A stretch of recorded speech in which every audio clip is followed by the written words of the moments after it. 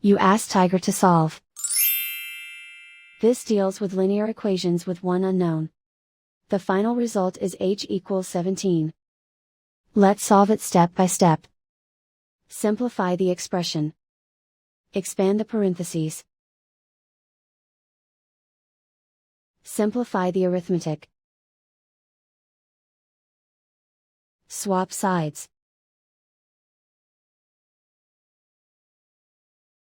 Group all constants on the right side of the equation.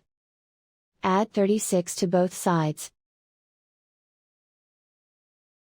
Simplify the arithmetic.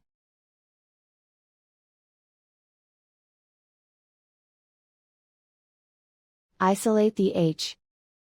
Divide both sides by 2. Simplify the fraction. Find the greatest common factor of the numerator and denominator. Factor out and cancel the greatest common factor. And so the final result is h=17.